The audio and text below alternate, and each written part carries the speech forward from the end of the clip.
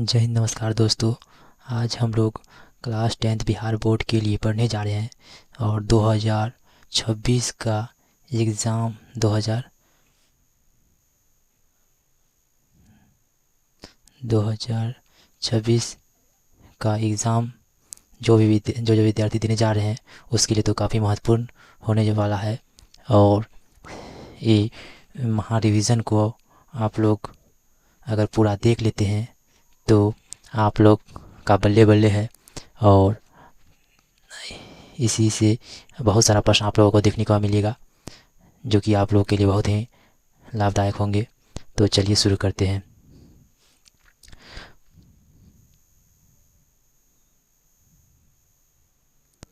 एक नंबर प्रश्न में लिखा हुआ है कि गैरीवाल्डी पेशे से क्या था। तो गैरीवाल्डी पेशे से क्या था? गैरीवाल्डी जो है पेशे से नाविक था। क्या था? नाविक था। नाविक था। ऑप्शन नंबर डी हो जाए इसका राइट आंसर। प्रश्न नंबर 2 पे लिखा हुआ है कि हंगरी की राजधानी है। तो हंगरी की राजधानी जो है बुडापेस्ट है। क्या है? बुडापेस्ट है। बुडापेस्ट है। हंगरी की राजधानी क्या है? बुडापेस्ट है। इसका राइट आंसर हो जाएगा ऑप्शन नंबर डी। प्रश्न नंबर 3 पर लिखा हुआ है कि जर्मन राइन राज का निर्माण किसने किया था। तो जर्मन राइन राज का निर्माण जो है किसने किया था? तो जर्मन राइन राज का निर्माण का जो निर्माण किया था वो किया था नेपोलियन बोनापार्ट किया था। 3 का right answer option number B हो जाएगा। प्रश्न नंबर 4 की ओर चलते हैं। प्रश्न नंबर 4 पे लिखा हुआ है कि फ्रांस में किस शासन वंश की पुनर्स्थापना वियना कांग्रेस द्वारा की गई थी। तो बुर्बो वंश के द्वारा। किसके द्वारा? बुर्बो वंश के द्वारा जो है फ्रांस में पुनर्स्थापना मतलब फिर से स्थापना किया गया था वियना कांग्रेस का। इसका राइट आंसर हो जाएगा ऑप्शन नंबर सी। तो किस शासन वंश का जो है द्वारा वियना कांग्रेस का पुनर्स्थापना किया गया था? तो फ्रांस में जो है किस शासन वंश के द्वारा पुनर्स्थापना किया वियना कांग्रेस का किया गया था? तो बुर्बो वंश का। इसका राइट आंसर हो जाएगा ऑप्शन नंबर सी। प्रश्न नंबर 5 पे लिखा हुआ है कि वियना कांग्रेस के द्वारा फ्रांस में किस शासक वंश की पुनर्स्थापना की गई थी।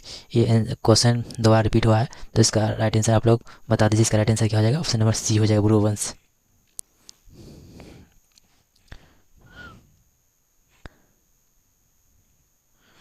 प्रश्न 6 में लिखा हुआ है सन 1870 में फ्रांस और पर्सा के बीच युद्ध कहाँ हुआ था। तो फ्रांस और पर्सा के बीच युद्ध जो है 1870 में सेडान में हुआ था। कहाँ में हुआ था? सेडान में हुआ था। सेडान में। इसका right answer option number A हो जाएगा। प्रश्न नंबर 7 पे लिखा हुआ है कि रक्त एवं लौह की नीति का अवलंबन किसने किया था। तो बिस्मार्क ने किया था। किसने किया था? बिस्मार्क ने किया था। इसका राइट आंसर क्या हो जाएगा? बिस्मार्क ने। प्रश्न नंबर 8 पे लिखा हुआ है कि किस युद्ध के बाद जर्मनी का एकीकरण पूरा हुआ। तो किस युद्ध के बाद जर्मनी का एकीकरण पूरा हुआ था? सेडान के युद्ध के बाद। सेडान के युद्ध के बाद जो है जर्मनी का एकीकरण पूरा हुआ था सेडान का। इसका right answer option number D हो जाएगा 8 का। 9 नंबर प्रश्न में लिखा हुआ है कि यंग इटली का संस्थापक कौन था। तो यंग इटली का संस्थापक मेजनी था। कौन था? मेजनी था। मेजनी था। इसका right answer option number A हो जाएगा। प्रश्न नंबर 10 पर लिखा हुआ है कि यंग यूरोप का संस्थापक कौन था। क्या तुर्की था? नहीं। क्या इटली था? नहीं। क्या इंग्लैंड था? इस समय से कोई नहीं था। यंग यूरोप का संस्थापक था मेजनी। कौन था? Mazzini.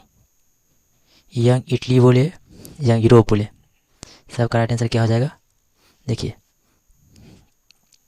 Young Italy, young Europe, दोनों का संस्थापक कौन है? दोनों का संस्थापक होगा मेजनी। दोनों का संस्थापक कौन है? मेजनी। अब बोले यंग इटली का स्थापना कब हुआ था। तो यंग इटली का स्थापना जो है इटली का बोलेगा था 1831 में। यंग यूरोप का स्थापना कब हुआ था? यंग यूरोप का स्थापना 1834 में हुआ था। 1834 में हुआ था। तो ये लोग इसको आप लोग याद कर लीजिए। प्रश्न नंबर 11 पर लिखा हुआ है कि यंग इटली का स्थापना कब हुआ था। अभी तुरंत बताएं, अभी तुरंत बताएं आप लोगों को। आप लोग जरूर बताइए यंग इटली का स्थापना कब हुआ था। 1831 में। यंग यूरोप 1834 में। यंग यूरोप का दोनों का स्थापना कौन किया है? मेजनी ने किया है। प्रश्न नंबर 12 पर लिखा हुआ है यंग यूरोप का स्थापना कब किया गया। तो अभी तुरंत बताएं यंग यूरोप का स्थापना 1834 में, जिसमें कि इसमें कहीं भी लिखा हुआ नहीं है। तो आप लोग इसको मैं एक जगह कर लीजिए 1834। इसका राइट आंसर 1834 का क्या होगा? 1834 राइट आंसर। प्रश्न नंबर 13 पर लिखा हुआ है कि किस युद्ध के बाद जर्मनी का एकीकरण पूरा हुआ। तो जर्मनी का एकीकरण जो है किस युद्ध के बाद हुआ। तो जर्मनी का एकीकरण जो है किस युद्ध के बाद पूरा हुआ था? तो जर्मनी का एकीकरण जो है जर्मनी का एकीकरण जो है किस युद्ध के बाद पूरा हुआ था? तो क्रीमिया के युद्ध। कौन सा युद्ध था? क्रीमिया का युद्ध। क्रीमिया का युद्ध। क्रीमिया का युद्ध। इसका राइट आंसर क्या हो जाएगा? ऑप्शन नंबर ए हो जाएगा राइट आंसर।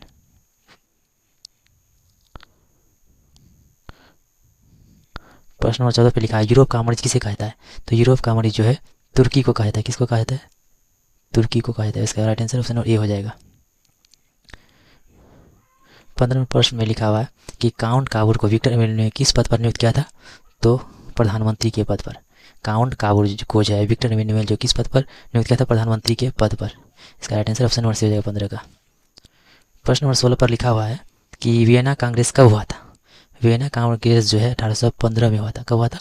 1815 में हुआ था। प्रश्न नंबर 17 पर लिखा हुआ है कि फ्रैंकफर्ट की संधि पर हस्ताक्षर कब हुई? 1871 पर। 1871 में जो है फ्रैंकफर्ट की संधि पर हस्ताक्षर। ऑप्शन नंबर सी हो जाएगा 17 का। 18 नंबर प्रश्न पे लिखा हुआ है इटली के एकीकरण से किसका संबंध नहीं है? तो इटली के एकीकरण में किसका संबंध नहीं है? तो बिस्मार्क का। बिस्मार्क का जो है संबंध इटली के एकीकरण से नहीं है। बिस्मार्क का संबंध किसका एकीकरण से नहीं है? इटली के एकीकरण से जो है बिस्मार्क का कोई संबंध नहीं है, बल्कि बिस्मार्क का संबंध जो है जर्मनी के एकीकरण से है। इसका राइट आंसर कौन सा हो जाएगा? ऑप्शन नंबर बी हो जाएगा। प्रश्न 19 पर लिखा हुआ है कि इटली और जर्मनी के एकीकरण के विरुद्ध कौन था? तो इटली और जर्मनी के एकीकरण के विरुद्ध कौन था? तो ऑस्ट्रिया था। कौन था? ऑस्ट्रिया था। कौन था? ऑस्ट्रिया था। इसका right answer option number C हो जाएगा। चलिए नेक्स्ट प्रश्न क्या लिखा हुआ है कि जर्मनी के एकीकरण का प्रमुख वास्तुकार कौन था? तो बिस्मार्क था। कौन था? बिस्मार्क था। जर्मनी के एकीकरण का प्रमुख वास्तुकार कौन था? तो बिस्मार्क था। इसका राइट आंसर डी हो जाएगा। प्रश्न नंबर 21 पर लिखा हुआ है कि 1871 में कौन सी संधि हुई थी? तो 1871 में कौन सी संधि हुई थी? तो फ्रैंकफर्ट की। कौन सी संधि हुआ था? फ्रैंकफर्ट की। फ्रैंकफर्ट की संधि। फ्रैंकफर्ट की संधि हुई थी। कहाँ है? तो ऑप्शन नंबर ए पर लिखा हुआ है फ्रैंकफर्ट की संधि। इसका right answer option number A हो जाएगा। प्रश्न नंबर 22 पर लिखा हुआ है कि 1830 की क्रांति के बाद फ्रांस में किस प्रकार का शासन स्थापित हुआ? तो 1830 की क्रांति के बाद जो है फ्रांस में किस प्रकार का शासन स्थापित हुआ? तो गणराज्य का। किसका? गणराज्य। किस प्रकार का शासन स्थापित हुआ था 1830 की क्रांति के बाद फ्रांस में? तो गणराज्य शासन का स्थापित हुआ था। गणराज्य शासन जो है स्थापित हुआ था 1830 की क्रांति के बाद फ्रांस में। इसका राइट आंसर हो जाएगा सी। 22 का हो जाएगा सी राइट आंसर। 24 नंबर प्रश्न पर लिखा हुआ है प्रश्न में कि जर्मनी के एकीकरण के लिए उत्तरदायी कौन था? तो जर्मनी के एकीकरण के लिए उत्तरदायी कौन था? बिस्मार्क था। कौन था? बिस्मार्क था। इसका right answer option number B पर है। बोलेगा इटली के एकीकरण में किसने योगदान दिया था? तो इटली के एकीकरण में किसने योगदान दिया था? तो 4 लोग थे। कौन कौन थे? एक मेजनी था। कौन था? मेजनी था। दूसरा था गैरीबाल्डी था। और तीसरा था विक्टर इमेनुएल। Victor Emmanuel. चौथा कौन था? चौथा था काउंट काबूर था। तो इसका राइट आंसर क्या हो जाएगा? उपयुक्त सभी। प्रश्न नंबर 25 पर लिखा हुआ है कि जालबेरिन संबंधित था। तो जालबेरिन किससे संबंधित था? तो व्यापारियों से संबंधित जालबेरिन था, व्यापारियों से। इसका राइट आंसर हो जाएगा ऑप्शन नंबर बी। प्रश्न नंबर 26 पे लिखा हुआ एड्रियानोपल की संधि कब हुई थी? एड्रियानोपल की संधि कब हुई थी? तो 1829 में एड्रियानोपल की संधि हुई थी। कब हुआ था? 1829। इसका राइट आंसर बी हो जाएगा। प्रश्न नंबर 27 की ओर चलते हैं हम लोग। प्रश्न नंबर 27 पे लिखा हुआ है कि वियना सम्मेलन की मेजबानी किसने की थी? तो वियना सम्मेलन की मेजबानी किसने की थी? तो वियना सम्मेलन की मेजबानी जो है मेटरनिक ने किया था। किसने किया था? मेटरनिक ने किया था। वियना सम्मेलन की मेजबानी किसने किया था? मेटरनिक ने किया था। वियना सम्मेलन की मेजबानी किसने किया था? मेटरनिक। इसका राइट आंसर ए हो जाएगा 27 का।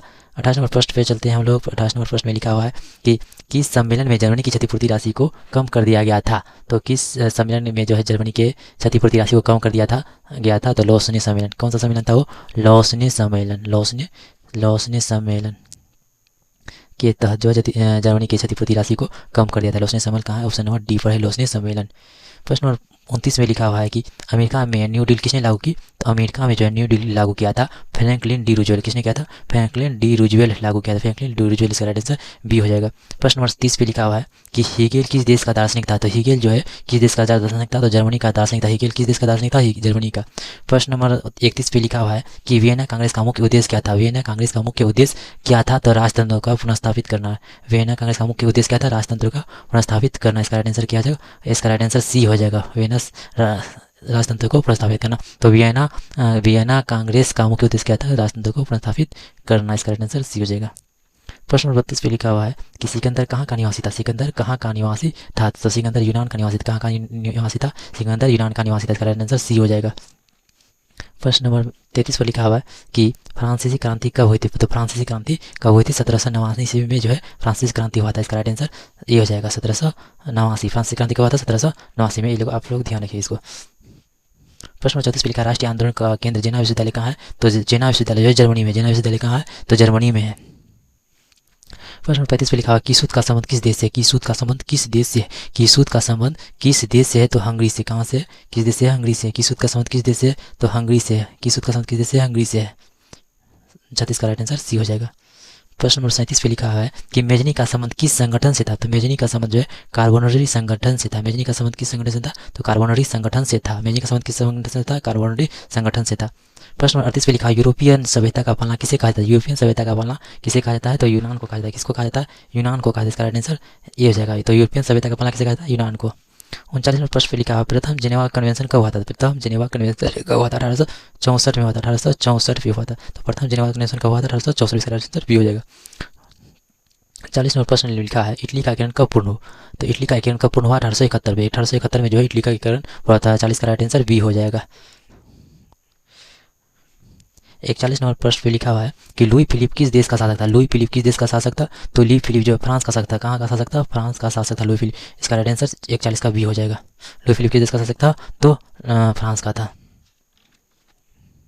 प्रश्न नंबर 42 पे लिखा हुआ है कि कौन मित्र राष्ट्रों के गुट में शामिल नहीं था? तो कौन मित्र राष्ट्रों के गुट में शामिल नहीं था? जर्मनी। जर्मनी जो है मित्र राष्ट्रों के गुट में शामिल नहीं था। जर्मनी जो है मित्र राष्ट्रों के गुट में शामिल नहीं था। अब देखते हैं कि मित्र राष्ट्रों के गुट में शामिल कौन कौन था। मित्र राष्ट्रों के गुट में शामिल कौन कौन था? मित्र राष्ट्र के गुट में कौन कौन शामिल था? मित्र राष्ट्र के गुट में शामिल कौन कौन था? इंग्लैंड था मित्र राष्ट्र के गुट में शामिल। इंग्लैंड था। और दूसरा जापान नहीं था। और संयुक्त राज्य अमेरिका था। संयुक्त राज्य अमेरिका था। और रूस था। रूस और फ्रांस था मित्र राष्ट्र में शामिल। और बोलेगा ध्रुवीय राष्ट्र में कौन कौन शामिल था? ध्रुवीय राष्ट्र में कौन कौन शामिल था? ध्रुवीय राष्ट्र में जर्मनी। ध्रुवीय राष्ट्र में कौन सा राष्ट्र में? ध्रुवीय राष्ट्र में जब वर्ल्ड वार हुआ था ना, तो उसमें ध्रुवीय राष्ट्र एक तरफ बटा हुआ था, एक तरफ मित्र राष्ट्र बटा हुआ था। और ध्रुवीय राष्ट्र में जर्मनी था और इटली था और जापान था। ये सब कहाँ में था? ध्रुवीय राष्ट्र में शामिल था। ध्रुवीय राष्ट्र में शामिल था। तो इसका राइट आंसर क्या है? कौन मित्र राष्ट्र के गुट में शामिल नहीं था? तो जर्मनी जो है मित्र राष्ट्र के गुट में शामिल नहीं था। प्रश्न 43 में लिखा हुआ है कि बोहेमिया किस देश के अधीन था? तो बोहेमिया किस देश के अधीन था? तो ऑस्ट्रिया का। किसका अधीन था? ऑस्ट्रिया का अधीन था बोहेमिया। इसका राइट आंसर ये हो जाएगा। बोहेमिया किस देश का अधीन था? तो ऑस्ट्रिया का। ऑस्ट्रेलिया नहीं, ऑस्ट्रिया। 1871 में विलियम प्रथम कहाँ का सम्राट बना? तो 1871 में विलियम प्रथम कहाँ का सम्राट बना था? तो जर्मनी का। कहाँ का? जर्मनी का सम्राट बना था। जर्मनी का। इसका राइट आंसर सी हो जाएगा। प्रश्न 45 में लिखा है लुई सोलवे का फांसी कब दी गई थी? लुई सोलवे को फांसी कब दी गई थी? लुई सोलवे को फांसी कब दी गई थी? तो लुई सोलवे का फांसी कब दी गई थी? इसका राइट आंसर क्या हो जाएगा? लुई सोलवा। किसको? लुई सोलवा को फांसी जो है 1793 में दिया गया था। क्या दिया गया था? 1793 में दिया गया था। 1793 में दिया गया था।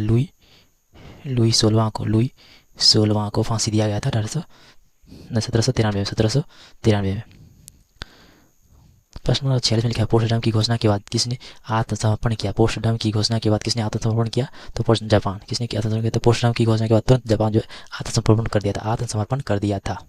प्रश्न 47 में लिखा हुआ है सार्डिनिया का राजा कौन था? सार्डिनिया का राजा कौन था? तो सार्डिनिया का राजा जो है विक्टर इमैनुअल था। सार्डिनिया का राजा कौन था? विक्टर इमैनुअल था। इसका राइट आंसर ए हो जाएगा। प्रश्न अब हम लोग चैप्टर नंबर 2 पे घुस चुके हैं। चैप्टर नंबर 2 का नाम है समाजवाद और साम्यवाद और रूस की क्रांति। इसमें हम लोग देखेंगे रूस के बारे में। तो चैप्टर नंबर 2 को हम लोग अच्छी तरह से देखते हैं। तो चलिए शुरू करते हैं। तो 48 में प्रश्न लिख लिए हैं। तो कार्ल मार्क्स का जन्म कहाँ हुआ था? कार्ल मार्क्स का जन्म कहाँ हुआ था? तो कार्ल मार्क्स का जन्म कहाँ हुआ था? तो कार्ल मार्क्स का जन्म जो है जर्मनी में हुआ था। कहाँ में हुआ था? जर्मनी में हुआ था। कार्ल मार्क्स का जन्म कहाँ हुआ था? जर्मनी में हुआ था। प्रश्न 49 में लिखा हुआ है कि बोल्शेविक क्रांति कब हुआ? तो नवंबर 1917 में हुआ था। 1917 में। बोल्शेविक क्रांति कब हुआ था? नवंबर 1917 में। नवंबर 1917 में, नवंबर 1917। इसका राइट आंसर सी हो जाएगा। अब चलते हैं 50 में। 50 नंबर में लिखा हुआ है कि वैज्ञानिक समाजवाद का जनक किसे माना जाता है? तो वैज्ञानिक समाजवाद का जनक जो है कार्ल मार्क्स को माना जाता है। किसको माना जाता है? कार्ल मार्क्स को माना जाता है। इसका राइट आंसर डी हो जाएगा 50 का। 51 में लिखा हुआ है रूस में जार का अर्थ होता है। रूस में जार का अर्थ क्या होता है? तो रूस में जो जार का अर्थ होता है सम्राट। क्या होता है? सम्राट। रूस में जार का अर्थ होता है सम्राट। तो इसका राइट आंसर क्या हो जाएगा? रूस का सम्राट। इस ऑप्शन नंबर डी हो जाएगा अकाउंट का। 52 नंबर प्रश्न पर लिखा हुआ है कि लेनिन ने 1920 ईस्वी में घोषणा की। लेनिन जो है 1920 ईस्वी में किसका घोषणा किया था? तो नई आर्थिक नीति का। किसका घोषणा किया था? नई आर्थिक नीति का। नई आर्थिक नीति का। इसका राइट आंसर क्या हो जाएगा? ऑप्शन नंबर ए हो जाएगा। ऑप्शन नंबर ए, लेनिन जो 1920 में नई आर्थिक नीति का घोषणा किया था।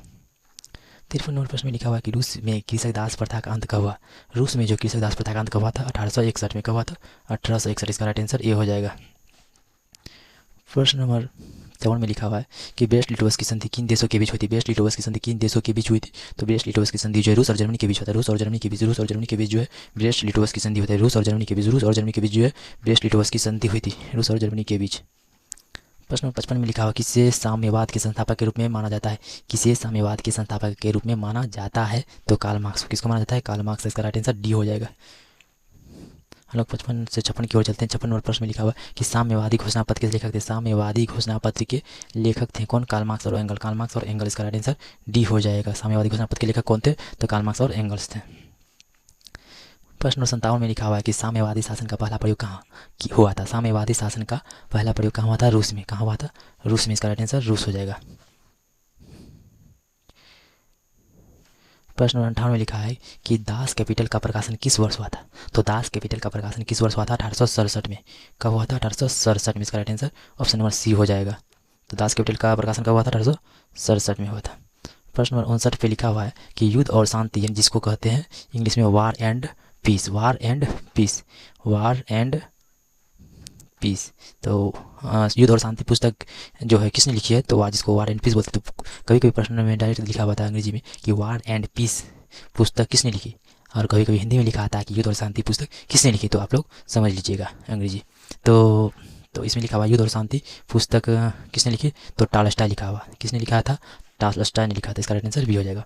प्रश्न नंबर 60 में लिखा है कि मजदूर दिवस कब मनाता है? मजदूर दिवस 1 मई को मनाता है। कब मनाया जाता है? 1 मई को। और इसमें आगे प्रश्न आएगा कि अंतर्राष्ट्रीय महिला दिवस कब मनाया जाता है? तो 8 मार्च को अंतर्राष्ट्रीय महिला दिवस मनाते हैं। तो इसका राइट आंसर बी हो जाएगा। प्रश्न नंबर 61 में लिखा हुआ है रूस की बोल्शेविक क्रांति का नेतृत्व किसने किया? रूस की बोल्शेविक क्रांति का नेतृत्व किसने किया?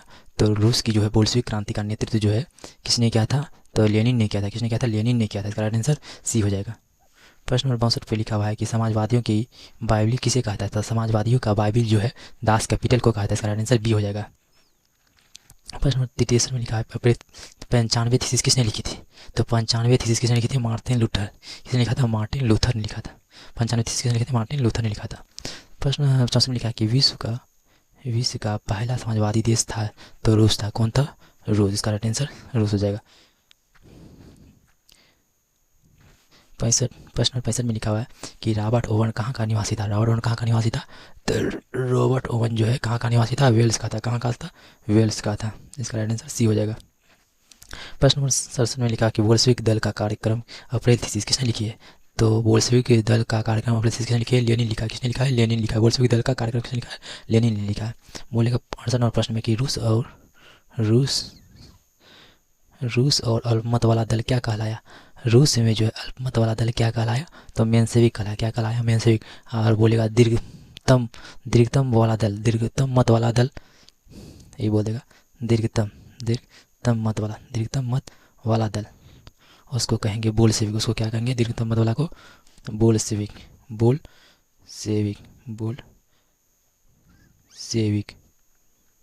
जिसको बहुत ज़्यादा मत मिला था उसको बोल्शेविक, जिसको कम मत मिला था उसको मेंशेविक। इसका राइट आंसर देख लीजिए बी हो जाएगा। प्रश्न नंबर 69 लिखा हुआ है कि अंतर्राष्ट्रीय महिला दिवस की घोषणा किस संस्था ने की है? तो अंतर्राष्ट्रीय महिला दिवस की घोषणा किसने किया था? संयुक्त राष्ट्र संघ। किसने किया था? संयुक्त राष्ट्र संघ ने की है अंतर्राष्ट्रीय महिला दिवस की। अब बोलेगा अंतर्राष्ट्रीय महिला दिवस कब मनाया जाता है? अंतर्राष्ट्रीय महिला दिवस कब मनाया जाता है? तो ये 8 मार्च को अंतर्राष्ट्रीय महिला दिवस। मजदूर दिवस 1 मई मजदूर दिवस। प्रश्न 70 पे लिखा हुआ है, प्रश्न 70 में लिखा है रूस में प्रतिनिधित्वात्मक संस्था डीमा का पतन कब हुआ। तो रूस में जो है रूस में प्रतिनिधित्वात्मक संस्था डीमा का पतन कब हुआ था, 1905 में। 1905 में, इसका राइट आंसर सी हो जाएगा, 1905। 71 नंबर। तो दोस्तों अभी लाइन भाग चुका है, तो चलिए कोई ना, हम फ़ोन चला करके पढ़ते हैं। तो 71 नंबर प्रश्न में लिखा हुआ कि किस संधि के तहत रूस प्रथम विश्व युद्ध से बाहर हो गए। किस संधि के तहत रूस जो है प्रथम विश्व युद्ध से बाहर हो गए थे। तो किस युद्ध के बाद जो है, किस युद्ध के बाद, किस युद्ध ने, किस संधि के बाद, किस संधि के तहत जो है रूस प्रथम युद्ध से बाहर हो गए थे। किस संधि के तहत, तो ब्रेस्ट-लिटोस की संधि के तहत जो है, ब्रेस्ट-लिटोस संधि के तहत जो रूस विश्व युद्ध से बाहर हो गए थे। 72 में प्रश्न में लिखा हुआ है कि रूस की संसद को क्या कहते हैं, डीमा कहते हैं। क्या कहते हैं, डीमा। रूस की संसद को डीमा कहते हैं। प्रश्न 73 पे लिखा हुआ कि नई आर्थिक नीति किसने लागू की। नई आर्थिक नीति किसने लागू की थी। तो नई आर्थिक नीति का जो लागू किया था, लेनिन ने किया था। किसने किया था, लेनिन ने किया था। प्रश्न 74 पे लिखा हुआ है कि लेनिन का उत्तराधिकारी कौन बना। लेनिन का उत्तराधिकारी कौन बना, स्टालिन बना था। कौन बना था, स्टालिन बना था। प्रश्न नंबर 75 की ओर चलते हैं। प्रश्न 75 बोलता है 1919 में थर्ड इंटरनेशनल की स्थापना किसने की। 1919 में थर्ड इंटरनेशनल की स्थापना किसने की थी, लेनिन ने किया था। किसने किया था, लेनिन ने किया था। प्रश्न नंबर 76 पे लिखा हुआ है कि 1967 की पहली रूसी क्रांति किस नाम से जानी जाती है। तो 1917 की पहली रूसी क्रांति, 1917 की पहली रूसी क्रांति किस नाम से जानी जाती है, फरवरी की क्रांति के नाम से जानी जाती है। इसका राइट आंसर क्या हो जाएगा, इसका right answer option number C हो जाएगा। अब हम लोग चैप्टर नंबर 3 पे आ चुके हैं। और चैप्टर नंबर 3 का नाम है हिंद चीन में राष्ट्रवादी आंदोलन। प्रश्न नंबर 70 पे लिखा है the history of the loss of Vietnam. The history of the loss of Vietnam किसने लिखा है, तो फान बाओ चाओ ने लिखा है। प्रश्न नंबर 78 पे लिखा है अंकोर वाट का मंदिर कहाँ स्थित है। तो कंबोडिया में। कहाँ है, कंबोडिया में। इसका राइट आंसर डी हो जाएगा। प्रश्न नंबर 79 में लिखा है वियतनाम में टोकन फ्री स्कूल की स्थापना कब हुई थी। तो वियतनाम में जो है टोकन फ्री स्कूल की स्थापना कब हुई थी, 1907 में। कब हुआ था, 1907 में हुआ था। प्रश्न नंबर 80 में लिखा हुआ है कि हिंद चीन पहुंचने वाला प्रथम व्यापारी कौन था, पुर्तगाली था। कौन था, पुर्तगाली था। इसका राइट आंसर सी हो जाएगा। भारत में भी पहली बार पहुंचने वाला व्यापारी पुर्तगाली ही था। प्रश्न नंबर 81 पे लिखा हुआ है, 81 पर लिखा हुआ है कि मार्च 1946 में फ्रांस तथा वियतनाम के बीच होने वाला समझौता किस नाम से जाना जाता है। मार्च 1946 ईस्वी में फ्रांस तथा वियतनाम के बीच होने वाला समझौता किस नाम से जाना जाता है, तो हनोई समझौता। मार्च 1946 में जो है फ्रांस और वियतनाम के बीच एक समझौता हुआ था जिसे हनोई समझौता के नाम से जाना जाता है। प्रश्न नंबर 82 में लिखा हुआ है अंकोर वाट के मंदिर का निर्माण किस शासक के द्वारा करवाया था। तो सूर्यवर्मा दूत के द्वारा। और कहाँ पे है अंकोर वाट का मंदिर, कंबोडिया में। कहाँ पे है, कंबोडिया में है। अंकोर वाट का मंदिर कहाँ है, कंबोडिया में। और किसने बनवाया था, सूर्यवर्मन दूत ने। प्रश्न नंबर 83 में लिखा हुआ है कि हिंद चीन में कोलोन किन्हें कहा था। हिंद चीन में कोलोन किन्हें कहा जाता था। तो फ्रांसीसी नागरिकों को कहा जाता था। प्रश्न नंबर 84 में लिखा हुआ है उत्तरी एवं दक्षिणी वियतनाम का एकीकरण कब हुआ था। 1975 में। 85 नंबर प्रश्न में लिखा हुआ है कि कंबोडिया की राजधानी है। तो कंबोडिया की राजधानी नोम पेन है। क्या है, नोम पेन। प्रश्न नंबर 86 पे लिखा है जिनेवा संधि कब हुई। तो जिनेवा संधि 1949 में हुआ था। 1949 में। ऑप्शन नंबर सी हो जाएगा राइट आंसर। प्रश्न नंबर 87 पे लिखा है कि वियतनाम का एकीकरण हुआ। तो वियतनाम का एकीकरण कब हुआ, 1975 में। वियतनाम बोले या उत्तरी वियतनाम, दक्षिणी वियतनाम बोले, तो उसका राइट आंसर आप लोग मारिएगा। एकीकरण के बारे में पूछे तो 1975 ही मारिएगा। इसका राइट आंसर डी हो जाएगा। 88 नंबर प्रश्न में लिखा हुआ है कि हिंद चीन में बसने वाले फ्रांसीसी को कहे जाते थे कोलोन। क्या कहे जाते थे, कोलोन कहे जाते थे। 89 नंबर प्रश्न में लिखा है बाओदाई की सरकार कहाँ थी। तो बाओदाई की सरकार कहाँ थी, तो दक्षिणी वियतनाम में था। कहाँ था, दक्षिणी वियतनाम में था। प्रश्न नंबर 90 पे लिखा हुआ है कि पोर्टसडम की घोषणा का उद्देश्य क्या था। तो पोर्टसडम की घोषणा का उद्देश्य क्या था, तो पोर्टसडम की घोषणा का उद्देश्य जापान का आत्मसमर्पण। क्या था, जापान का आत्मसमर्पण था पोर्टसडम की घोषणा का उद्देश्य। प्रश्न नंबर 91 में लिखा है टोकन फ्री स्कूल कहाँ स्थापित किया गया। टोकन फ्री स्कूल जो है कहाँ स्थापित किया गया था, तो वियतनाम में। कहाँ, वियतनाम में जो है टोकन फ्री स्कूल स्थापित किया गया था। इसका राइट आंसर हो जाएगा डी। प्रश्न नंबर 92 में लिखा हुआ है कि दक्षिण वियतनाम में किसकी प्रथम सरकार थी। तो दक्षिणी वियतनाम में किसकी प्रथम सरकार थी, तो बाओदाई की सरकार थी। अब हम लोग चैप्टर नंबर 4 पे आ चुके हैं और चैप्टर नंबर 4 का नाम है हिंद चीन में राष्ट्र नहीं हिंद चीन में नहीं, गलत। हमारा चैप्टर नंबर 4 का नाम है यूरोप में राष्ट्रवाद क्या है। यूरोप में नहीं, नो यूरोप में भी नहीं, सॉरी दोस्तों, हम लोग का चैप्टर 4 में लिखा हुआ है। चैप्टर 4 है भारत में राष्ट्रवाद। चैप्टर 4 है, चैप्टर 4 का नाम है भारत में राष्ट्रवाद।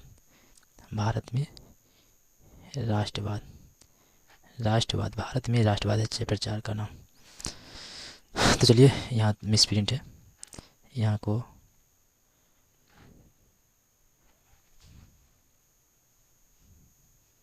यहाँ पर ध्यान नहीं दीजिए।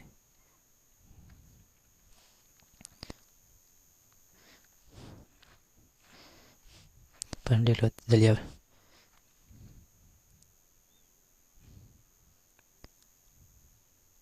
प्रश्न पूछा, जलियांवाला बाग हत्याकांड कब हुआ था। तो जलियांवाला बाग का हत्याकांड 13 अप्रैल 1919 को हुआ था। कब हुआ? 13 अप्रैल 1919 को हुआ था। इसका राइट आंसर सी हो जाएगा।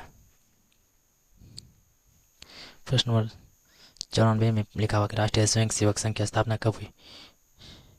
राष्ट्रीय स्वयं संघ की स्थापना कब हुआ था? 1925 में हुआ था। इसका राइट आंसर बी हो जाएगा। प्रश्न 95 पे लिखा हुआ कि रंपा विद्रोह कब हुआ। तो रंपा विद्रोह कब हुआ था? तो रंपा विद्रोह जो है 1922 में हुआ था। कब हुआ था? 1922 में। इसका राइट आंसर ये हो जाएगा। प्रश्न नंबर 96 में लिखा हुआ अखिल भारतीय ट्रेड यूनियन कांग्रेस की स्थापना कब हुई। तो 1920 में हुआ था। कब हुआ था? 1920 में हुआ था। इसका राइट आंसर डी हो जाएगा। प्रश्न नंबर 97 में लिखा हुआ कि असहयोग आंदोलन का प्रस्ताव कांग्रेस के किस अधिवेशन में पारित किया गया था। तो असहयोग आंदोलन का प्रस्ताव कांग्रेस के किस अधिवेशन में पारित हुआ था। तो दिसंबर 1920 दिसंबर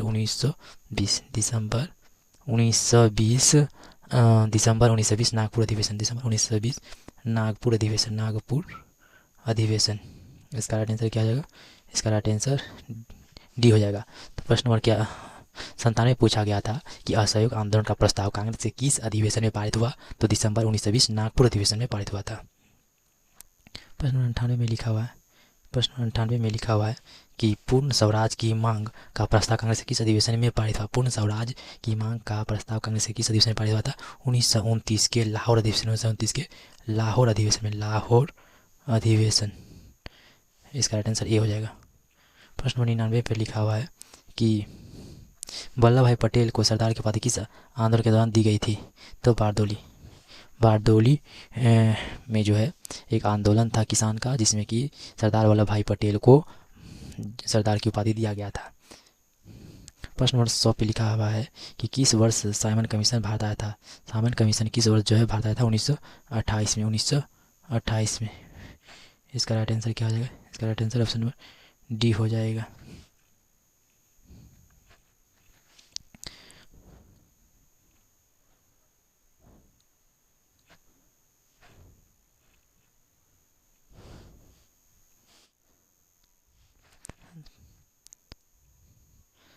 प्रश्न नंबर 101 पे लिखा है अखिल भारतीय किसान सभा का गठन किस वर्ष हुआ था। अखिल भारतीय किसान सभा का गठन किस वर्ष हुआ था। अखिल भारतीय किसान सभा का गठन किस वर्ष हुआ था? 1936 में। 1936 में हुआ था। इसका आंसर डी हो जाएगा। 102 में प्रश्न में लिखा हुआ है, 102 नंबर प्रश्न में लिखा हुआ है कि सविनय अवज्ञा आंदोलन किस यात्रा से शुरू हुआ था। तो सविनय अवज्ञा आंदोलन जो है 1930 में दांडी यात्रा के समय ही शुरू हुआ था। इसका right answer option number C हो जाएगा। प्रश्न नंबर 103 में लिखा हुआ है कि वेदों की ओर लौटो का नारा किसने दिया था। तो वेदों की ओर लौटो का नारा किसने दिया था? स्वामी दयानंद सरस्वती ने दिया था। इसका राइट आंसर डी हो जाएगा। प्रश्न 104 में लिखा है कि टीपू सुल्तान शासक थे। टीपू सुल्तान कहाँ का शासक था? तो मैसूर का शासक था। 105 नंबर प्रश्न में लिखा हुआ है कि ब्रह्म समाज की स्थापना किसने की थी। तो ब्रह्म समाज की स्थापना जो है राजा राम मोहन राय ने किया था। किसने किया था? राजा राम मोहन राय ने किया था। प्रश्न नंबर 106 पे लिखा हुआ है कि गांधी जी ने साबरमती आश्रम की स्थापना किस वर्ष की थी। तो गांधी जी ने साबरमती आश्रम की स्थापना किस वर्ष की थी? तो 1916 में। कब किया था? 1916। 1916 डी हो जाएगा। प्रश्न 107 में लिखा हुआ है कि भारतीय राष्ट्रीय कांग्रेस की स्थापना कब हुई थी। भारतीय राष्ट्रीय कांग्रेस की स्थापना 28 दिसंबर 1885 में जो भारतीय राष्ट्रीय कांग्रेस की स्थापना किया गया था। इसका right answer option number A हो जाएगा। ऑप्शन नंबर ए हो जाएगा। प्रश्न नंबर 160 में लिखा है सविनय अवज्ञा आंदोलन कब शुरू हुआ। तो सविनय अवज्ञा आंदोलन कब शुरू हुआ था? 1930 में हुआ था। 1930 में सविनय अवज्ञा आंदोलन शुरू हुआ था। चलिए प्रश्न नंबर हम लोग 109 की ओर चलते हैं। प्रश्न नंबर बोलता है 109, भारतीय राष्ट्रीय कांग्रेस के पहले अध्यक्ष कौन थे? तो भारतीय राष्ट्रीय कांग्रेस के पहले अध्यक्ष थे ओएमएस चंद्र बनर्जी। कौन थे? ओएमएस चंद्र बनर्जी थे। ओएमएस चंद्र बनर्जी थे भारतीय राष्ट्रीय कांग्रेस के पहले अध्यक्ष थे। कौन थे भारतीय राष्ट्रीय कांग्रेस के पहले अध्यक्ष? कौन थे? ओएमएस चंद्र बनर्जी थे। और बोलेगा, चलिए आगे देखते हैं प्रश्न में।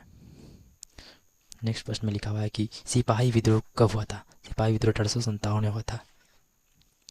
प्रश्न नंबर 111 में लिखा है फूट डालो और राज करो की नीति किसने अपनाई थी? तो अंग्रेजों ने। किसने अपनाई थी? अंग्रेजों ने। फूट डालो और राज करो का नीति किसने अपनाया था? अंग्रेजों ने। 112 नंबर प्रश्न में लिखा है नमक कानून तोड़ने के लिए गांधी जी ने कौन सा स्थान चुना था? दांडी। दांडी कब हुआ था? दांडी यात्रा 1930। दांडी यात्रा 1930। बोलेगा बंगाल विभाजन कब हुआ? 1905। बंगाल विभाजन कब हुआ?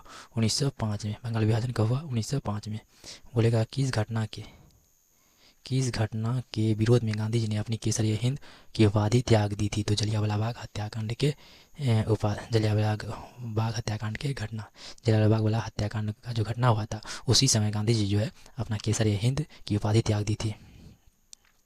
प्रश्न नंबर 115 पे लिखा हुआ है कि चौरी चौरा कांड के बाद गांधी जी ने किस आंदोलन के बाद चौरी चौरा कांड के बाद गांधी जी ने किस आंदोलन को बंद कर दिया था? तो असहयोग आंदोलन को जो गांधी जी बंद कर दिया था। बोलेगा भारत छोड़ो, हाँ तो असहयोग आंदोलन बोलेगा तो देख लीजिए असहयोग आंदोलन असहयोग आंदोलन बोलेगा तो 1920। और सविनय अवज्ञा आंदोलन बोले तो 1930। देख लीजिएगा। भारत छोड़ो आंदोलन का प्रसिद्ध नाटक क्या था? भारत छोड़ो आंदोलन का प्रसिद्ध नारा क्या था?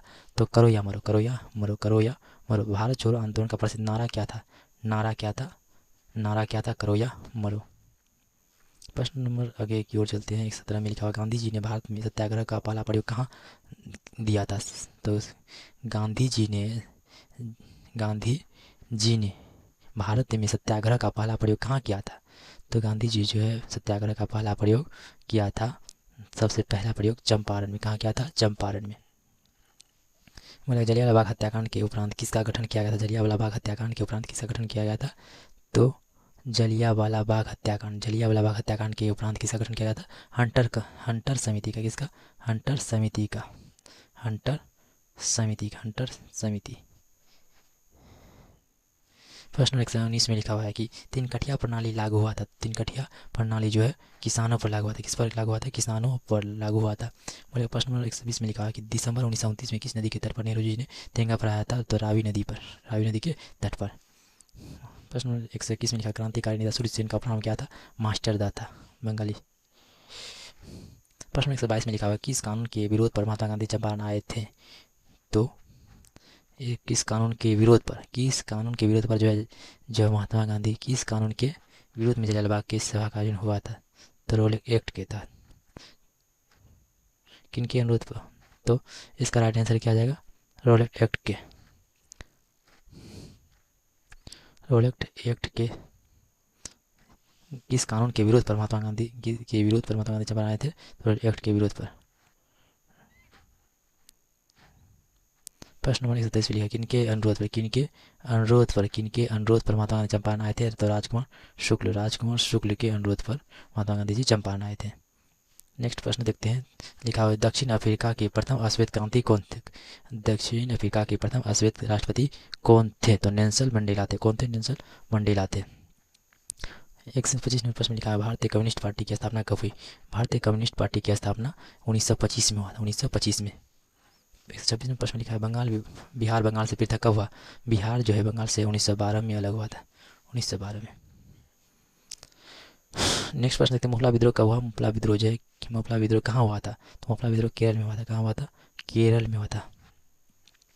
नेक्स्ट प्रश्न देखते हैं सविनय आंदोलन के समय भारत के वायसराय कौन थे? लॉर्ड इरविन थे। कौन थे? लॉर्ड इरविन थे। कौन थे? लॉर्ड इरविन थे।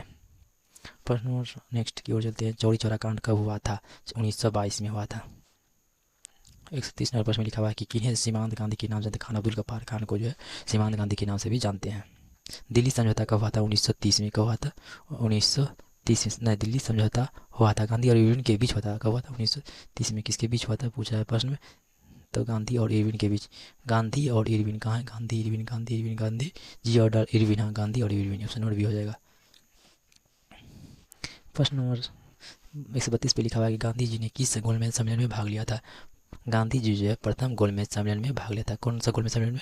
प्रथम नहीं, क्या द्वितीय? हाँ द्वितीय में लिया था, तृतीय में नहीं। और तीनों में बोलेगा तो तीनों गोलमेज सम्मेलन में भाग लेना होता है एकमात्र भीमराव अम्बेडकर। तो इसका राइट आंसर क्या हो जाएगा? ऑप्शन नंबर बी हो जाएगा। इसका राइट आंसर बी हो जाएगा, प्रथम भी नहीं होगा। इसका राइट आंसर बी हो जाएगा। इसका राइट आंसर क्या हो जाएगा? द्वितीय गोलमेज सम्मेलन में जो है गांधी जी भाग लिया था। प्रश्न नंबर 33, भारत सरकार अधिनियम 1919 को किस नाम से जानते हैं? तो भारत सरकार अधिनियम 1919 को किस नाम से जानते हैं? Montagu Chelmsford, Montagu Chelmsford, Montagu Chelmsford. Bharat में रेलवे और टेलीग्राफ लाइन की शुरुआत किसके शासनकाल में हुआ था? डलहौजी के शासनकाल में हुआ था। प्रश्न 135 में लिखा, गांधी महात्मा गांधी के राजनीतिक गुरु गोविंद गोपाल कृष्ण गोखले थे। गोपाल कृष्ण गोखले थे।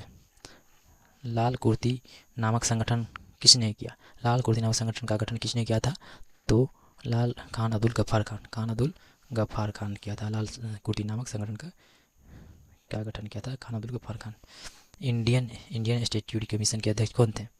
इंडियन स्टैट्यूटरी कमीशन के अध्यक्ष कौन थे? जॉन साइमन थे। कौन थे? John Simon. न्यू इंडियन समाचार पत्र को किसने शुरू किया? न्यू इंडियन समाचार पत्र को किसने शुरू किया था? तो एनी बेसेंट। किसने किया था? Annie Besant. प्रश्न 139 में लिखा हुआ है, किस आयोग या कमेटी ने सतत पोषणीय विकास की प्रस्तुत की थी? विकास की प्रस्तुत की थी। तो ब्रूटलैंड आयोग किसने किया था? तो ब्रूटलैंड आयोग। इसका राइट आंसर ये हो जाएगा। इस में लिखा है कि लखनऊ समझौता किस वर्ष हुआ था? तो लखनऊ समझौता जो है 1916 में हुआ था। कब हुआ था? 1916 में हुआ था। प्रश्न 19, भारतीय कम्युनिस्ट पार्टी की स्थापना कहाँ हुई थी? तो भारतीय कम्युनिस्ट पार्टी की स्थापना कहाँ हुई थी? भारतीय कम्युनिस्ट पार्टी की स्थापना ताशकंद में हुआ था। ताशकंद में हुआ था। प्रश्न 142 में लिखा हुआ है कि दांडी यात्रा से किस आंदोलन की शुरुआत हुई? तो दांडी यात्रा से किस आंदोलन की शुरुआत हुआ था? सविनय अवज्ञा आंदोलन। ऑल इंडिया मुस्लिम लीग की स्थापना कब हुआ था? 1906 में। स्वराज दल के प्रथम अध्यक्ष कौन थे? तो स्वराज दल के प्रथम अध्यक्ष कौन थे? चित्तरंजन दास थे। कौन उदारवादी नेता नहीं है? तो उदारवादी नेता कौन नहीं है पूछा जा रहा है इसमें। तो हो जाएगा बिपिन चंद्र पाल। बिपिन चंद्र पाल। बिपिन चंद्र पाल जो है उदारवादी दल का नेता नहीं है। नेक्स्ट प्रश्न में लिखा हुआ है कि किसने पहली बार मुसलमानों के लिए अलग निर्वाचन का प्रस्ताव रखा था? किसने पहली बार मुसलमानों के लिए अलग निर्वाचन का प्रस्ताव रखा था? तो मार्ले मिंटो सुधार। मार्ले मिंटो सुधार जो है मुसलमानों के लिए अलग निर्वाचन का मांग रखा था, प्रस्ताव रखा था। ब्रिटिश सरकार ने गांधी जी को क्या उपाधि दी? गांधी जी को केसरिया हिंद का उपाधि दी थी। और हम लोग चैप्टर नंबर 5 में आ चुके हैं, अर्थव्यवस्था और आजीविका में। बस आप लोग भी इसी तरह से खुश होइए। और क्या है, 147 प्रश्न लिखे, स्पिनिंग जेनी का आविष्कार कब हुआ? स्पिनिंग जेनी का आविष्कार कब हुआ? 1770 में। 1770 में जो है स्पिनिंग जेनी का आविष्कार हुआ। प्रश्न 149 लिखा, इंग्लैंड में सभी स्त्रियों पुरुषों को वयस्क अधिकार कब प्राप्त हुआ? 1918 में हुआ था। 1918 में। तो 18 वर्ष में जो है वोट देने का अधिकार प्राप्त हुआ था, वयस्क मताधिकार। तो इंग्लैंड में सभी स्त्रियों पुरुषों को वयस्क मताधिकार कब प्राप्त हुआ? तो 1918 में। कौन सा सामाजिक वर्ग जो बुद्धिजीवी वर्ग के रूप में उभर कर आया? कौन सा सामाजिक वर्ग जो बुद्धिजीवी वर्ग के रूप में उभर कर आया? मध्यम वर्ग। मध्यम वर्ग। भारत के लिए पहला फैक्ट्री एक्ट कब पारित हुआ? भारत के लिए पहला फैक्ट्री एक्ट कब पारित हुआ? 1881। इसका आंसर सी हो जाएगा। पूंजीपति वर्ग के द्वारा किस वर्ग का शोषण हुआ? श्रमिक वर्ग का भी शोषण हुआ, मध्यम वर्ग का शोषण हुआ, कृषक वर्ग का भी शोषण हुआ। यानी इसका राइट आंसर डी हो जाएगा, D. Tata iron and steel company का स्थापना, Tata iron and steel company का स्थापना की गई। Tata iron and steel company का स्थापना कब किया गया था? 1907 में। सेफ्टी लैम्प का आविष्कार किसने किया? तो सेफ्टी लैम्प का आविष्कार जो हम्फ्री डेवी ने किया। हम्फ्री डेवी ने किया। इसका राइट आंसर क्या हो जाएगा? ऑप्शन नंबर सी हो जाएगा। लिखा है प्रश्न में, अंतर्राष्ट्रीय श्रमिक संगठन की स्थापना किस वर्ष हुई? अंतर्राष्ट्रीय श्रमिक संगठन की स्थापना किस वर्ष हुई थी? तो 1919 में, 1919 में। और बोलेगा श्रम दिवस को मनाया था 1 मई को। वाष्प चलित रेल इंजन का आविष्कार किया? तो वाष्प चलित रेल इंजन का आविष्कार किसने किया था? तो जॉर्ज स्टीफेंस ने किया था। बोकारो इस्पात संयंत्र किस देश के सहयोग से खोला गया था? रूस के सहयोग से। किसके सहयोग से? रूस के सहयोग से। अंतर्राष्ट्रीय श्रमिक संगठन का मुख्यालय कहाँ है? अंतर्राष्ट्रीय श्रमिक संगठन का मुख्यालय कहाँ है? तो जिनेवा में। कहाँ है? जिनेवा में। क्या भारत में पहली सूती मिल का कहाँ स्थापित की गई थी? सूरत में। क्या सूरत में? नहीं। तो कहाँ पे किया गया था? तो मुंबई में। कहाँ किया गया था? तो मुंबई में। इसका तो बोलेगा कि भारत में पहली सूती मिल कहाँ स्थापित की गई थी? तो मुंबई में। प्रश्न नंबर 61 में लिखा है कि फ्लाइंग शटल का आविष्कार किसने किया था? फ्लाइंग शटल का आविष्कार किसने किया था? जॉन के। किसने किया था फ्लाइंग शटल का आविष्कार? जॉन के। करना सर सी हो जाएगा। प्रश्न नंबर 61 में लिखा है कि भारत में पहली जूट मिल कहाँ स्थापित की गई थी? भारत में पहली जूट मिल कहाँ स्थापित की गई थी? कोलकाता में। स्वेज नहर यातायात के लिए कब खोली गई थी? स्वेज नहर यातायात के लिए कब खोली गई थी? 1869 में खोली गई थी। न्यूनतम मजदूरी कानून कब लागू हुआ? न्यूनतम मजदूरी कानून कब आया था? 1948 में पारित हुआ। अखिल भारतीय ट्रेड यूनियन कांग्रेस के प्रथम अध्यक्ष कौन थे? लाला लाजपत राय जो है अखिल भारतीय ट्रेड यूनियन कांग्रेस का अध्यक्ष था। इसका राइट आंसर क्या हो जाएगा? लाजपत राय।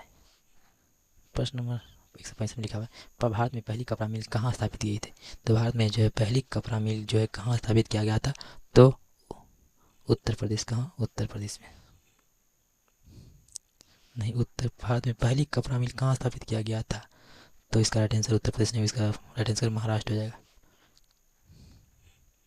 देखिएगा ये इसमें डाउट लग रहा है, इसका राइट आंसर तो सी ही होना चाहिए।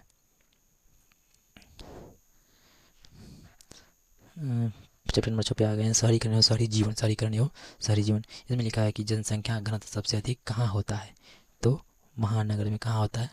महानगर में होता है। इसका राइट आंसर डी हो जाएगा। गार्डन सिटी का अवधारणा किसने विकसित की थी? तो गार्डन सिटी की अवधारणा किसने विकसित की थी? तो एवेंजर हावर्ड ने। लंदन में अनिवार्य प्राथमिक शिक्षा कब लागू की गई थी? लंदन में अनिवार्य प्राथमिक शिक्षा कब लागू हुई? 1870 में। इसका राइट आंसर लंदन में जो है लंदन में अनिवार्य प्राथमिक शिक्षा कब लागू हुई? 1870 में। 18 पूंजीपति वर्ग के द्वारा किस वर्ग का शोषण हुआ था? तो तीनों वर्ग का शोषण हुआ था। इसका राइट आंसर क्या आ जाएगा? सभी वर्ग। 70 प्रश्न लिखा है सिखों की 10वें और अंतिम गुरु कौन थे? गुरु गोविंद सिंह। कौन थे? गुरु गोविंद सिंह। और पूछा जा रहा है प्रश्न में सिखों के 10वें और अंतिम गुरु गोविंद सिंह का जन्म बिहार के किस जिले में हुआ था?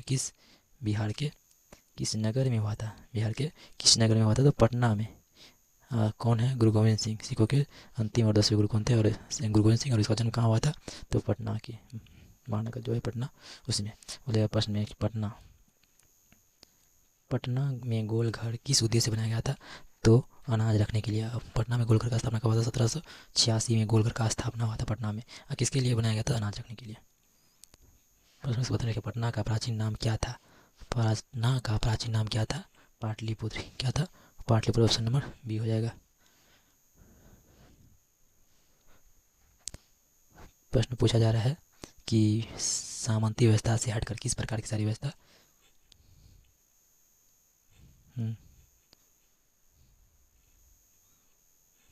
सामंती व्यवस्था से हटकर किस प्रकार की शहरी व्यवस्था की प्रवृत्ति बढ़ी? प्रगतिशील प्रवृत्ति व्यवस्था। प्रश्न नंबर 74 पे लिखा हुआ है कि पटना में गोलघर का निर्माण किस वर्ष किया गया था? 1786 में। किस सिख गुरु का जन्म पटना में हुआ था? तो 10वें, जिसका नाम है गुरु गोविंद सिंह। सिख के 10वें और अंतिम गुरु गोविंद सिंह 10वां है, जो इसका जन्म पटना में हुआ था। प्रश्न क्षेत्र में लिखा बिहार का प्राचीनतम नगर कौन है? बिहार का प्राचीनतम नगर कौन है? तो गया है। कौन है? गया है। हम लोग प्रश्न चैप्टर नंबर 7 पे आ चुके हैं, व्यापार और भूमंडलीकरण में। प्रश्न नंबर 77 पे लिखा हुआ है, गिरमिटिया मजदूर बिहार के किस क्षेत्र से भेजे जाते थे? तो पश्चिमी क्षेत्र से। किस क्षेत्र से? पश्चिमी क्षेत्र से भेजे जाते थे बिहार के। गिरमिटिया किसे कहा जाता है? गिरमिटिया चिपकली को नहीं, अंग्रेजों को नहीं, रोगियों को नहीं, अनुबंधित मजदूर को कहे जाते थे। इसका आंसर ये हो जाएगा। ब्रिटेन वुड्स सम्मेलन, ब्रिटेन वुड्स सम्मेलन किस वर्ष हुआ? तो ब्रिटेन वुड्स सम्मेलन किस वर्ष हुआ? क्या 1945 में हुआ था? नहीं। 1945 में नहीं हुआ था। 1952 में नहीं, तो 1944 में हुआ था। क्या? ब्रिटेन वुड्स सम्मेलन हुआ था। आर्थिक संकट के कारण यूरोप में कौन सी नई शासन था? तो पूछेगा आधुनिक युग में अर्थव्यवस्था के क्षेत्र में होने वाले आर्थिक संकट के कारण यूरोप में कौन सी नई शासन प्रणाली का उदय हुआ? तो फांसीवादी नाजीवादी शासन। ऑप्शन नंबर सी हो जाएगा आंसर। किसने कहा मुद्रण ईश्वर की दी हुई महानतम देन है? Martin Luther. किसने कहा था? मार्टिन लूथर ने कहा था। आधुनिक युग में अर्थव्यवस्था के क्षेत्र में होने वाली सबसे बड़ी क्रांति कौन सी थी? आधुनिक युग में अर्थव्यवस्था के क्षेत्र में होने वाली सबसे बड़ी क्रांति कौन थी? औद्योगिक क्रांति। भूमंडलीकरण की शुरुआत किस दशक में हुई? तो भूमंडलीकरण की शुरुआत किस दशक से शुरू थी? 1990 के दशक से। औद्योगिक क्रांति योजना के तहत पहले या शुरू में कौन सा उद्योग शामिल थे? कोयला, कपास और लौह। दुनिया के कितने देश संयुक्त राष्ट्र संघ के सदस्य हैं? तो 193 देश। द्वितीय महायुद्ध के बाद यूरोप में कौन सी संस्था का उदय आर्थिक दुष्प्रभाव का समाप्त करने के लिए हुआ? यूरोपीय संघ। विश्वव्यापी आर्थिक संकट किस वर्ष आरंभ हुआ? तो विश्वव्यापी आर्थिक संघ किस वर्ष आरंभ हुआ? 1929। इसका आंसर सी हो जाएगा। एशिया और यूरोप के बीच कौन प्राचीन स्थल व्यापारिक मार्ग था? रेशम मार्ग। कौन था? तो रेशम मार्ग। इसका आंसर बी हो जाएगा। भारत आने वाला प्रथम व्यापारी कौन था? पुर्तगाली। कौन था? पुर्तगाली ही था। भारत विश्व व्यापार संगठन का सदस्य कब बना? भारत विश्व व्यापार संगठन का सदस्य कब बना? 1995 में बना। कॉर्न लॉ किस देश में पारित किया गया? तो ब्रिटेन में। अमेरिका में न्यू डील किसने लागू किया? अमेरिका में न्यू डील लागू किसने किया? तो फ्रैंकलिन डी रूजवेल्ट। अमेरिका में जो है न्यू डील किसने लागू की? Franklin D Roosevelt. अमेरिका में जो है न्यू डील किसने लागू की? Franklin D Roosevelt. 1929 को आर्थिक मंदी का सबसे बुरा असर किस देश पर पड़ा? 1929 को आर्थिक मंदी का सबसे बुरा असर किस देश को पड़ा? तो अमेरिका को पड़ा। युद्धोत्तर पुनर्निर्माण के लिए पैसे का इंतजाम करने हेतु किस संस्था का गठन हुआ? तो विश्व बैंक का। पता युद्ध में जो है पूरा तरह से सभी चीज़ का नष्ट हो जाने के बाद जब सारा दुनिया में जो है भूख प्यास मनुष्य लोग तरसने लगा, खाने पीने का कमी होने लगा और बहुत सारा क्षति होने के बाद जो है फिर सुधार के लिए विश्व बैंक का जो है अपना किया गया था। यूरोपीय आर्थिक संघ की मुद्रा क्या है? यूरो। वैश्वीकरण का नकारात्मक प्रभाव निम्न में से किस क्षेत्र में देखा गया? तो वैश्वीकरण का नकारात्मक प्रभाव निम्न से किस क्षेत्र में देखा गया था? तो कृषि के क्षेत्र में और कृषि और ग्रामीण क्षेत्र में जो देखा गया था। चैप्टर नंबर 8 देखते हैं हम लोग। चैप्टर 8 जिसका नाम है प्रेस और राष्ट्रवाद। प्रेस संस्कृति और राष्ट्रवाद। चैप्टर 8। मुद्रण तकनीक का विकास सर्वप्रथम कहाँ हुआ? तो मुद्रण तकनीक का विकास सर्वप्रथम कहाँ हुआ था? चीन में हुआ था, छापने का। किस पत्र ने रातों रात वर्नाक्युलर प्रेस एक्ट से बचने के लिए अपनी भाषा बदल दी थी? तो अमृत बाजार पत्रिका। प्रश्न नंबर 99 में लिखा हुआ है गुटेनबर्ग ने सर्वप्रथम किस पुस्तक की छपाई की? बाइबिल। हिंद स्वराज। डबल शतक में हम लोग आ चुके हैं। हिंद स्वराज पुस्तक के लेखक कौन थे? हिंद स्वराज पुस्तक के लेखक कौन थे? तो महात्मा गांधी। नेक्स्ट प्रश्न, 95 संस्थापनाएं किसकी रचनाएं हैं? तो 95 स्थापना किसकी रचना है? मार्टिन लूथर का। 95 थीसिस कभी लिखा होता है या 95 संस्थापनाएं तो मार्टिन लूथर का।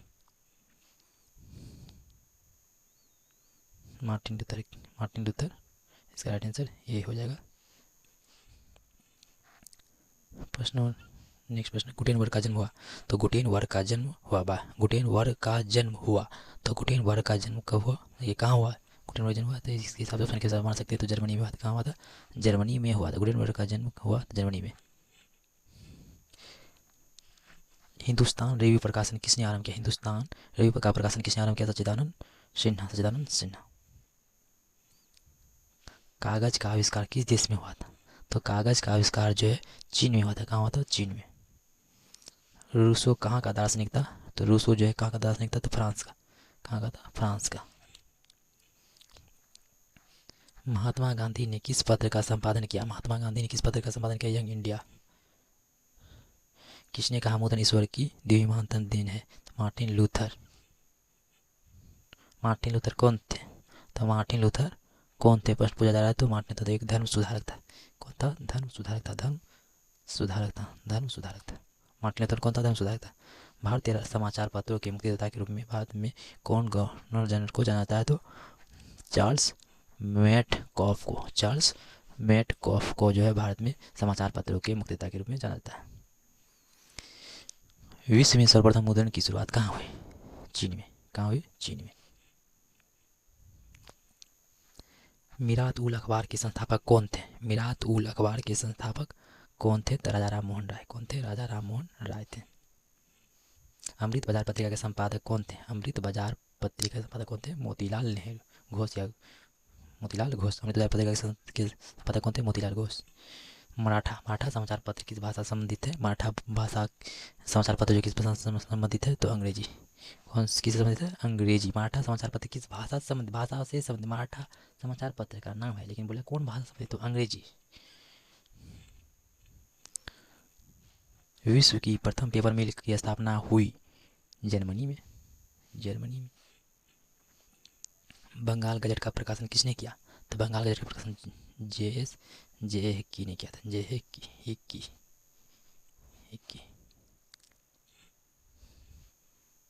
Correct answer option number B हो जाएगा, बंगाल गजट। बंगाल गजट का प्रकाशन किसने किया था, जे हिक्की। नेक्स्ट प्रश्न, वर्नाक्युलर प्रेस एक्ट किसने पारित किया, तो वर्नाक्युलर प्रेस किसने पारित किया था, Lord Ripon. Vernacular press act को किसने रद्द किया, पारित किया था रिपन, पारित किया रिपन। वर्नाक्युलर प्रेस एक्ट को किसने पारित किया, Lord Ripon. Vernacular press act को रद्द भी किसने किया, रिपन, नहीं सॉरी, वर्नाक्युलर प्रेस एक्ट किसने पारित किया, लीटन, पारित किया लीटन, और रद्द किया रिपन, रद्द किया रिपन। और वर्नाक्युलर प्रेस एक्ट किसने पारित किया, लीटन, रद्द किसने किया, रिपन। तो इसका right answer option number B हो जाएगा। इसका वर्नाक्युलर प्रेस एक्ट को किसने रद्द किया था रिपन, और ये पारित किया था, लीटन पारित किया था। नेपाल नगर प्रसिद्ध है अखबारी कागजों के लिए। इल्बर्ट बिल किसके शासनकाल में पारित हुआ, इल्बर्ट बिल जो है किसके शासनकाल में पारित हुआ, लॉर्ड रिपन के शासनकाल में पारित हुआ इल्बर्ट बिल। इंडिपेंडेंस का प्रकाशन किसने किया, इंडिपेंडेंस का प्रकाशन किसने किया, मोतीलाल नेहरू, मोतीलाल नेहरू। इसका राइट आंसर मोतीलाल नेहरू हो जाएगा। देखिए मोतीलाल नेहरू कहाँ है, ऑप्शन नंबर बी पर है, मोतीलाल नेहरू।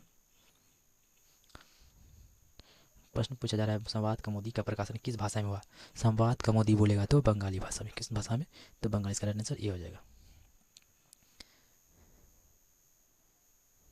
तो यहाँ तक ही आज हम लोग का प्रश्न था। तो इस क्लास को आप लोग शुरू से अंत तक ज़रूर देखिए और देख कर ही जाइए एग्ज़ाम देने के लिए, और इससे आप लोगों को बहुत सारा फ़ायदा मिलने वाला है। और इस क्लास को ज़्यादा से ज़्यादा विद्यार्थी तक शेयर करें ताकि उन सभी विद्यार्थी को भी फ़ायदा मिल सके।